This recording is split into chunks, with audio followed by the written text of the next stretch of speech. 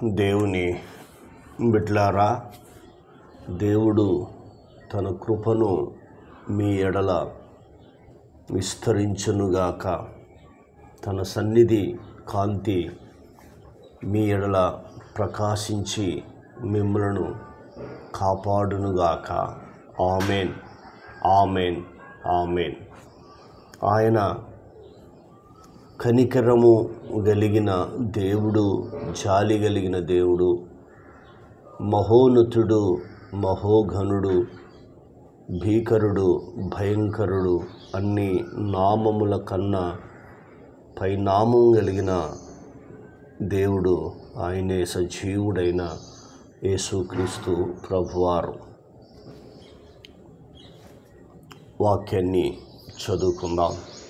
యెషయా గ్రంథము 48వ అధ్యాయము 17వ వచనము నుండి 19 వరకు 3 వచనాలు చదివి ధ్యానించుకుందాం. ప్రియులారా, మీరు రాత్రి నిద్రపోకముందు ఈ వాగ్దానంతో కూడిన వాక్యములను వినండి. మీరు తప్పక బలపరచబడతారు. మీ వ్యాధి బాధలు తొలగిపోతాయి. మీకు సకల ఐశ్వర్యము ఆయన కలుగజేస్తాడు. దేవుని మాటలు విందాం. నీ విమోచకుడును ఇశ్రాయేలు పరిశుద్ధ దేవుడు నైనా యెహోవా ఇలాగు సెలవిచ్చుచున్నాడు. జాగ్రత్త విందాం. నీ విమోచకుడును ఇశ్రాయేలు పరిశుద్ధ దేవుడు నైనా యెహోవా ఇలాగు సెలవిచ్చుచున్నాడు.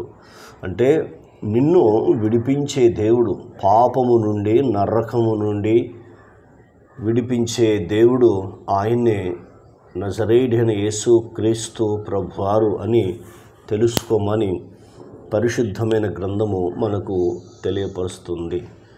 పరిశుద్ధ దేవుడునైనా యెహోవా ఇలాగు సెలవిచ్చుచున్నాడు. ఏమి సెలవిస్తున్నాడంటే, నీకు ప్రయోజనము కలుగునట్లు, అంటే నీకు ప్రయోజనం కలుగునట్లు, నీకు మేలు కలుగునట్లు, నీవు ఆశీర్వాదము పొందునట్లు అని దేవుడు చెప్తున్నాడు. నీ దేవుడునైనా యెహోవానగు నేను నీకు ఉపదేశము చేయుదును అంటున్నాడు. ఏమంటున్నాడు? నీ దేవుడునైనా యెహోవానగు నేను నీకు ఉపదేశము చేయుదును, ఉపదేశము చేయుదును. దేవుడు ఉపదేశం చేస్తానని వాగ్దానం చేస్తున్నాడు. తన వాక్కులను విడుదల చేస్తున్నాడు. నువ్వు వినుము అని అడుగుతున్నాడు. నిన్ను వినుమని అడుగుతున్నాడు. కాబట్టి ఈ అంత్య దినాల్లో, ఈ చివరి దినాల్లో ఉంటున్న మన జీవితంలో ఉపదేశము ఎందుకు మనము వినాలి అనేది ఒకసారి మనల్ని మనం పరీక్షించుకుందాం. ఉపదేశము వింటే మన జీవితంలో కలిగేది ఏంటి? మనం ఒకసారి సామెతల గ్రంథంలో 1వ అధ్యాయము 33వ వచనాన్ని చదువుకుందాం. నా ఉపదేశము అంగీకరించువాడు సురక్షితముగా నివసించును. అంటే దేవుని యొక్క ఉపదేశాన్ని అంగీకరించి, దేవుని యొక్క ఉపదేశాన్ని నీవు వినిడెలా సురక్షితముగా నివసించుంటావు. అంటే సురక్షితంగా ఉంటావు. ప్రమాదాలు, అపాయాలు, కష్టాలు, ఇరుకులు, ఇబ్బందులు అవి ఏవైనా కావచ్చు, వాటన్నిటి నుండి విడిపించే కృపను నేను నీకు అనుగ్రహించదను అని దేవుడు వాగ్దానం చేస్తున్నాడు. నువ్వు అంగీకరిస్తే, నీవు వింటే, నీవు ఆలకిస్తే సురక్షితముగా నివసించను, అంటే నివసించదవు అని దేవుడు వాగ్దానం చేస్తున్నాడు. రెండోది, వాడు కీడు వచ్చినను భయము లేక నెమ్మదిగా ఉండును. ఒకవేళ కీడు కలగవచ్చు, దుష్టు నుండి నీకు కీడు కలగవచ్చు, ఆయనను కీడు కలిగినను భయము లేకుండా నెమ్మదిగా ఉండును అంటున్నాడు. భయపడవలసిన అవసరం లేదు.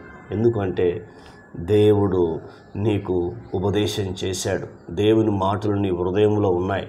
దేవుని మాటలు నీ హృదయంలో ఉన్నావు కాబట్టి కీడు వచ్చినప్పుడు, సమస్య వచ్చినప్పుడు, బాధ వచ్చినప్పుడు ఆ మాటలు నీవు తలపోసుకొని ఆ మాటలు నీవు ఆలకించుకుంటే కీడు నుండి నువ్వు తొలగించబడతావు, భయం నుంచి తొలగించబడతావని దేవుడు వాగ్దానం చేస్తున్నాడు. మొదటిది. రెండవది, నీవు నడవవలసిన త్రోవను నిన్ను నడిపించదని అంటున్నాడు. కాబట్టి ఇప్పుడు యెషయా గ్రంథము 53వ అధ్యాయము 6వ వచనం ప్రకారంగా మనమందరము గొర్రెల వలె దారి తప్పిపోతుమి, ఎవడికి ఇష్టం వచ్చినట్టు వాడు ఆ తొవ్వలో వెళ్ళిపోయాడని వాక్యం చెప్తా ఉంది. ఇప్పుడు ప్రభువారు మాట్లాడుతున్నాడు, నీవు నడవవలసిన త్రోవ నిన్ను నడిపించేదను. అంటే నువ్వు నడవలసిన త్రోవ నీకు తెలియదు కాబట్టి నిన్ను నడిపించడానికి ఆయన ప్రభు అయిన యేసుక్రీస్తు ఈ భూమి మీదకి వచ్చాడు, మానవుడిగా పుట్టాడు, మన పాపాలు క్షమించాడు, మన రోగాలు తొలగించాడు, మన దరిద్రతను తీసివేసి నేనే మార్గమును సత్యమును జీవమును అని పలికిన మహాదేవుడు, నా ద్వారాన తప్ప తండ్రి యొద్దకు ఎవడు చేరడు అని చెప్పాడు. కాబట్టి రెండవది ఏం చేస్తాడంటే ఆయన మాట్లాడుతున్న మాట, నిన్ను నడిపించెదను. మూడోది చెప్తున్నాడు, నీవు నా ఆజ్ఞలను ఆలకింపవలని నేను ఎంతో కోరుచున్నాను. చూసారా, మూడో చెప్తున్నాడు, నా కుమారుడా, నా కుమారి, నన్ను నమ్ముకున్న నా బిడ్డలారా, క్రైస్తవ జనాంగమా, దేవుని పిల్లలారా అని దేవుడు మాట్లాడుతున్నాడు. నీవు నా ఆజ్ఞలు ఆలకింపాలని నేను కోరుచున్నాను.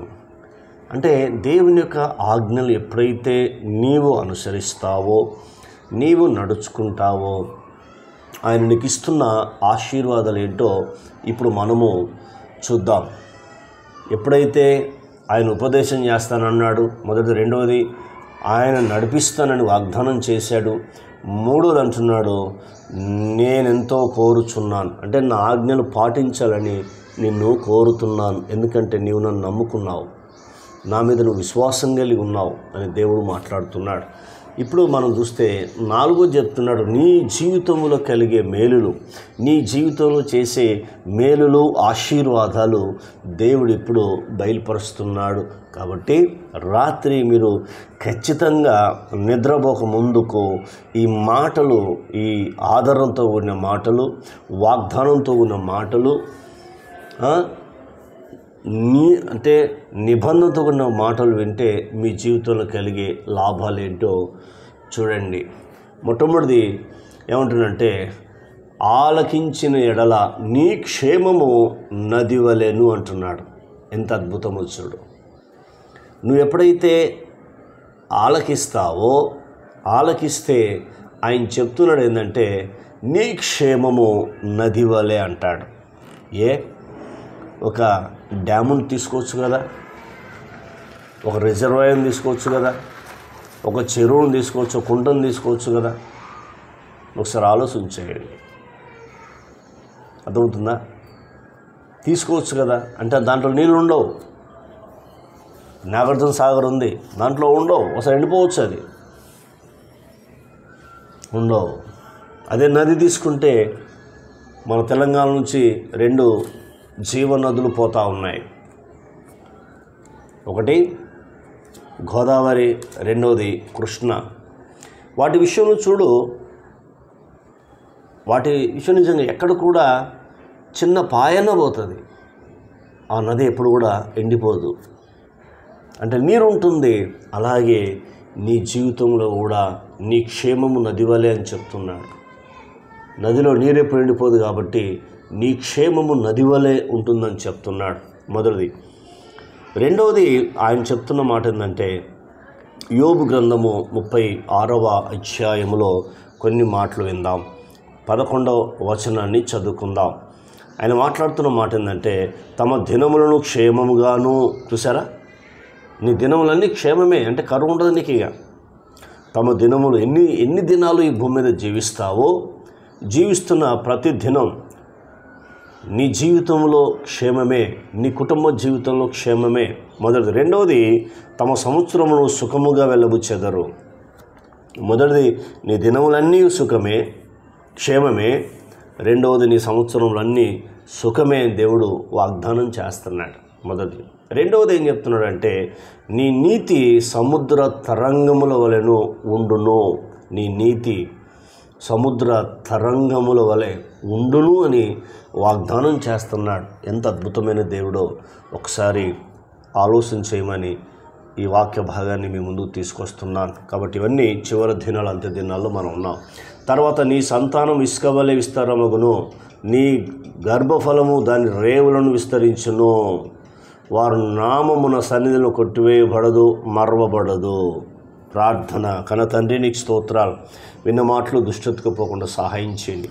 ఈ మాటల ద్వారా మీరు మమ్మల్ని ధైర్యపరిచి ఆదరించినందుకు కృతజ్ఞతలు చెల్లిస్తూ యేసు నామములో పొందినాం తండ్రి. ఆమెన్. దేవుడు మనందరిని దీవించి ఆశీర్వదించునుగాక. Amen, amen, amen.